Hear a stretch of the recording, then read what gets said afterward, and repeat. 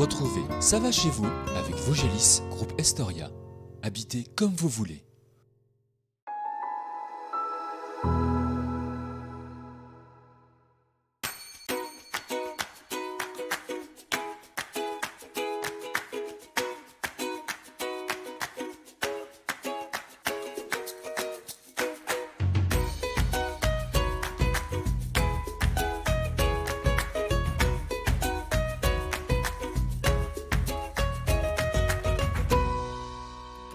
Cette semaine, nous nous rendons à la frontière avec la Meurthe-et-Moselle et le Bas-Rhin, dans un petit village de la Haute-Vallée de la Plaine. La commune de Luvigny est séparée de celle de Bionville par la rivière et la forêt a une place très importante sur son territoire. Nous partons rencontrer 3 Luvinois parmi les 115 que compte le village. Laure Robard nous ouvre les portes de sa savonnerie artisanale Marissé. En fin d'émission, découverte de la meute de Jean-Louis et Marielle Kuhn qui proposent des activités avec leurs compagnons à 4 pattes. Mais pour débuter, nous sommes avec vous. Guillaume Prunier, vous êtes maire de la commune depuis 2017. Vous aviez succédé à Reine Wolf qui, elle, avait démissionné. Alors pourquoi cette suite, sachant que déjà 2 maires avaient démissionné? Est-ce que c'est plus difficile d'être maire à Luvigny? Non, je pense pas. Je pense que comme dans beaucoup de villages, disons, les candidats pour être maire ne se bousculent pas au portillon. Et voilà, en 2017, j'étais conseiller municipal et donc suite à la démission de Madame Wolf, il a fallu que quelqu'un s'y mette et puis je me suis dit pourquoi pas moi et je me suis lancé. Un village qui d'ailleurs fait revenir des personnes, des couples plus jeunes. C'est pas forcément un village vieillissant, Luvigny. Non, je peux même dire que ces dernières années, c'est plutôt un village qui rajeunit. On a pas mal de jeunes couples. On a pas mal de familles, on a beaucoup d'enfants. L'école de Luvigny a fermé il y a quelques années, mais on fait partie d'un regroupement pédagogique avec les 5 autres villages du haut de la vallée. Et c'est un système qui marche très bien. Et Luvigny est le plus gros pourvoyeur d'enfants scolarisés du haut de la vallée actuellement. On a pour 115 habitants, on a 21 enfants de moins de 10 ans, ce qui est je trouve que c'est pas mal. Ouais. Donc on peut dire que ça va chez vous à Luvigny? Oui, ça va très bien. Oui. Alors quels sont les projets de la commune? On est à côté du lieu en tout cas où un projet devrait émerger dans quelques mois. Expliquez-nous. Oui, alors c'est une petite place qui a été baptisée du nom d'un peintre, Émile Gerlac, qui est mort à Luvigny en 1952, qui a passé les 20 dernières années de sa vie ici, à peindre essentiellement. Et du coup, mon projet, c'est de mettre à l'honneur un petit peu ce peintre, parce que c'est notre patrimoine culturel local. Donc on a commencé à réaménager la place, et puis on va mettre en place des panneaux grand format, une sorte d'exposition permanente, retraçant sa vie et son œuvre. Donc cette place, c'est une manière de redynamiser aussi le centre du village et d'attirer peut-être les habitants à revenir par ici en tout cas. Oui, bien sûr, oui, c'est déjà pour rappeler aux habitants leur patrimoine culturel et puis ça complétera l'attractivité du centre du village avec le terrain de foot et l'aire de jeu qu'on a à côté et qu'on entretient et qu'on rénove régulièrement. Un autre projet autour du verger conservatoire, parce qu'il y a toujours un verger conservatoire à Luvigny. Oui, c'est un projet qui a été initié par l'ancienne communauté de communes de la vallée de la Plaine. On entretient les clôtures, le terrain, et puis on va bientôt organiser des formations de taille d'arbres fruitiers et de greffes. Et un petit mot peut-être sur votre métier, ou en tout cas votre fonction d'éleveur dans la commune, parce que vous n'êtes pas que maire. Oui, c'est un autre projet qui a été initié par la communauté de communes au milieu des années 2000. Dans le cadre des plans de paysage, en fait, l'idée c'était de rouvrir les vallées qui se refermaient. Vous aviez des forêts de résineux qui descendaient de plus en plus vers les villages et la route et qui refermaient les vallées. La communauté de communes a acquis un troupeau de vaches écossaises, de vaches Highland, pour entretenir des prairies et empêcher, donc aux abords du village, et empêcher les arbres de repousser. Et encore aujourd'hui, donc on a ce troupeau, c'est la commune qui en est propriétaire maintenant, donc forcément c'est moi qui m'en occupe avec l'ouvrier communal et puis quelques bénévoles. Et donc voilà, on a en moyenne 6 ou 7 bovins qui sont là, qui sont dehors toute l'année et qui entretiennent ces pâturages. C'est ça aussi être maire à Luvigny, du coup, c'est ça aussi, multifonction. Voilà, c'est polyvalent. Guillaume, merci en tout cas pour votre accueil dans le village. Nous continuons, notre visite, direction la savonnerie. C'est en 2019 que la savonnerie Marissé a ouvert ses portes dans le village. Ici sont fabriqués savon, shampoing solide, baume à lèvres et depuis peu des bougies. Pour le procédé, Laure a choisi la saponification à froid. Explication. Laure, merci de nous accueillir. Nous sommes dans la boutique de l'atelier Marissé. Alors avant de rentrer dans les détails de la fabrication, dites-nous pourquoi les savons? Pourquoi les savons? Alors ça a commencé par un problème de peau avec mes enfants quand ils étaient petits. Et à force de chercher des produits, ce qui pourrait être efficace sans trop irriter la peau ou la décaper, est venue tout naturellement la saponification à froid avec le choix des matières premières qui est allé avec. Donc c'est une reconversion pour vous, hein. Vous n'étiez pas du tout dans ce domaine-là avant. Vous rejoignez donc le monde de l'artisanat, de l'indépendance. C'est ça aussi, ce côté-là aussi qui vous intéressait? Oui, être indépendant, pouvoir vivre, alors déjà rester dans ma commune et vivre de mon activité tout en restant à la maison, pouvoir m'occuper des enfants et de tout ce qui va avec, quoi. Alors ces savons, donc, je le disais, saponification à froid. Expliquez-nous de quoi il s'agit. Alors, la saponification à froid, c'est un procédé qui va être très long par rapport à une saponification à chaud. Nos savons, on va les préparer, on va les laisser sécher pendant 8 semaines.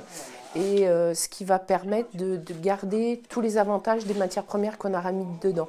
On va faire monter à pas très haute température et du coup, à la fin, on va retrouver notre huile qu'on a mis à la base. Qu'on a mis à la base, voilà, on retrouve les bienfaits et puis du produit initial. Donc qu'est-ce qui fait un bon savon? Alors les matières premières, le procédé, le tout finalement? Le tout et surtout les matières premières, pas rajouter des choses superflues, des parfums à outrance qui ne vont pas apporter de bienfaits au niveau de la peau ou très peu. Comme les huiles essentielles par exemple, on va en retrouver dans certains de nos savons, mais on va en mettre très peu. Donc vous aurez l'odeur de l'huile essentielle quand vous allez mouiller le savon, mais ce n'est pas quelque chose qui va vous prendre au nez tout de suite. Et on cherche que le bienfait. Vos savons d'ailleurs sont plutôt originaux, carottes, miel, sapin, c'était voulu aussi ce côté original? Oui, c'était voulu. Alors à la base, ça a été surtout au niveau des argiles parce que je cherchais une couleur, mais toujours en restant naturel. Donc on a commencé à incorporer argile rouge, argile verte dans les savons. Et puis j'ai cherché d'autres couleurs et quelque chose qui pourrait amener autre chose à mes savons. Le jus de carotte tout frais, c'est bon pour le teint. Et dans les savons, c'est bon aussi. Le charbon, on va avoir un savon qui va être noir, mais c'est très bon aussi pour désincruster tout ce qui est points noirs, boutons au niveau du visage. Donc, encore une fois, quelque chose de naturel qui va donner une belle couleur au savon. Et pour les peaux très sensibles, le miel de sapin, qui va apporter une petite couleur aussi au savon et tous les bienfaits qu'on connaît du miel. On a parlé des savons, qui est le produit, j'imagine, le plus fabriqué ici, en tout cas pour l'instant. Mais il y a aussi des shampoings solides et des baumes à lèvres. Est-ce que la méthode de fabrication varie? Alors pour les shampoings solides, non, c'est pareil, saponification à froid. On a le savon à barbe aussi, saponification à froid. Par contre, pour le baume à lèvres, où là c'est carrément un autre procédé, puisqu'on fait, c'est à base de cire d'abeille, d'huile de coco. Et là, par exemple, celui qu'on fait en ce moment avec de la cameline, on fait juste fondre nos matières premières. Et après, on refait figer pour pouvoir utiliser le baume à lèvres. Alors, les shampoings solides sont en vogue depuis quelques années, on en entend beaucoup plus parler. Est-ce que vous, c'est un constat que vous faites à la boutique? Est-ce que les clients sont prêts à laisser leurs flacons de shampoing du commerce, de la grande distribution de côté pour passer aux shampoings solides? Oui, oui. De plus en plus. Après, c'était le but de remplacer tout ce qu'on pouvait utiliser en bouteille en plastique. Les gels douches, les shampoings, les après-shampoings, les soins pour les cheveux. On se retrouve avec une quantité astronomique de petites bouteilles en plastique. Alors nous, famille nombreuse, c'était minimum un gros sac jaune par semaine de flacons. Et le shampoing solide, c'est vrai que de plus en plus, les gens y passent, ils s'y mettent et on espère que ça continue comme ça. Alors l'atelier Marissé, ce n'est pas que des savons. Alors ça a commencé par des bijoux et c'est aussi maintenant de la bière. Alors ça a commencé il y a une 40aine d'années avec ma tante qui fabrique des bijoux, qui a donné d'ailleurs le nom Marissé. Donc on a commencé avec bijoux Marissé. Puis l'idée de la savonnerie, en cherchant le nom, c'est vrai qu'on est très famille. Donc on a voulu continuer dans l'esprit Marissé, donc savonnerie Marissé. Et mon mari qui est en reconversion depuis 1 an, Donc on vient d'ouvrir une brasserie, donc la brasserie Maricy. Merci en tout cas pour votre accueil, Laure, ici dans votre atelier. Nous continuons notre découverte du village, direction nos derniers invités, les chiens et Marielle Kuhn. Marielle et Jean-Louis vivent avec leurs 21 chiens. Si certains sont à la retraite, les autres participent toujours aux activités proposées par le couple. Cani-rando, cani-raquette et même des randonnées avec des ânes.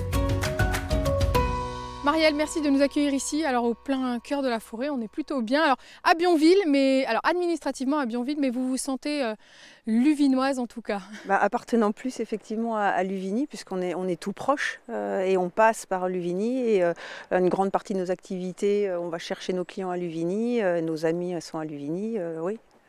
On tourne plus autour de Luvigny. Alors on vous découvre derrière vous votre meute d'Alaskan. Alors une relation particulière qui s'est créée avec ces 21 chiens, j'imagine. Au fur et à mesure, oui.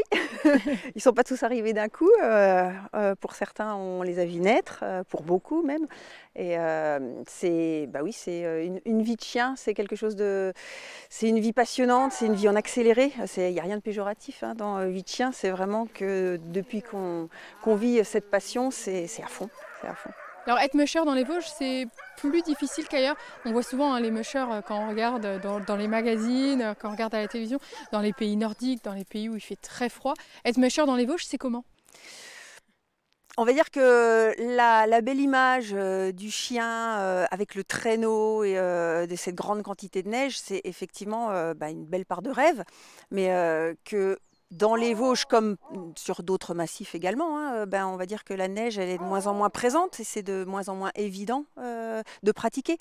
On a expérimenté dans le Grand Nord, on est parti finir des saisons en Suède et même faire une saison complète. On a passé 6 mois là-bas avec tous nos chiens et c'est effectivement des espaces différents, une immensité où on se dit on va aller là, puis finalement là, alors que effectivement, en France et notamment dans les Vosges, l'espace est plus réduit.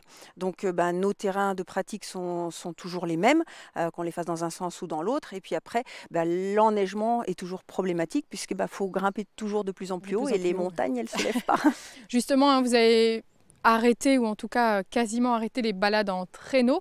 Vous avez proposé d'autres choses. Les conditions météo et l'âge des chiens aussi, ou qu'est-ce qui a fait vraiment... Les conditions météo, déjà, on va dire, de prime abord, parce que non, on ne peut pas garantir la neige. Donc, on va garantir une activité et on va se reporter sur de la cani-rando, de la cani-trottinette, parce que là, oui, on est sûr de pouvoir pratiquer, de pouvoir proposer quelque chose, alors que la neige, on ne la garantit pas. Il ne s'agit pas de plus rien proposer, il ne s'agit pas de plus sortir les chiens, donc on s'adapte. Et puis les chiens ont besoin aussi, ce n'est pas des chiens qui restent enfermés, c'est des chiens qui ont besoin, c'est une race de chien qui a besoin de sortir, de se dépenser.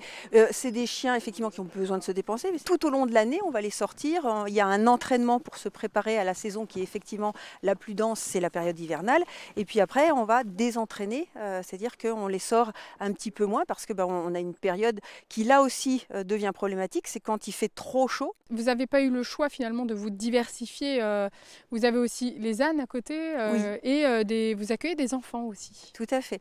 Alors on a 4 ânes qui nous permettent de partir en bivouac, de faire des randonnées. Donc ils sont bâtés, ils portent pas les gens, ils portent les sacoches avec le pique-nique, avec les sacs de couchage. Donc on peut partir ou sur de la demi-journée avec le pique-nique ou effectivement en randonnée itinérance. On propose également, on va dire, des mini-séjours où on a une immersion dans le monde de la nature, où on va faire des activités avec les chiens, des activités avec les ânes. Et ça, on le propose à tout petit effectif. Alors, ça va être ou les séjours qu'on appelle séjours musher, donc là, ça va être totalement avec les chiens, ou les séjours nature, là, ça va être avec les ânes, avec les chiens. Et on fait aussi des bains de forêt.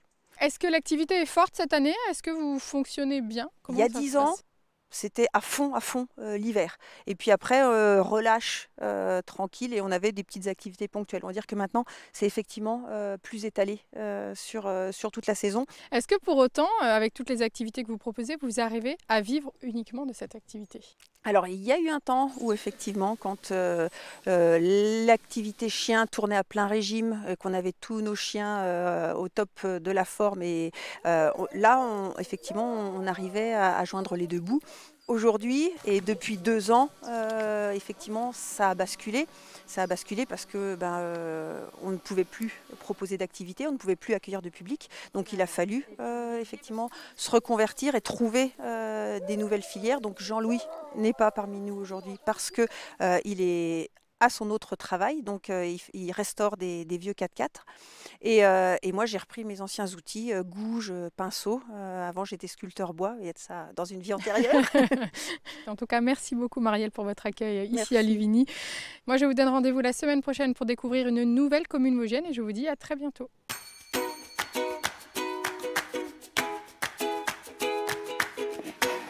C'est tombé, t'es trop vieille.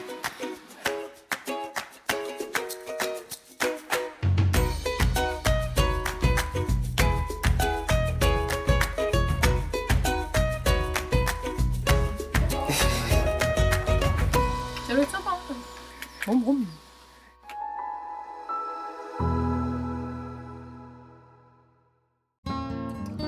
C'était Ça va chez vous avec Vosgelis, groupe Estoria, habitez comme vous voulez.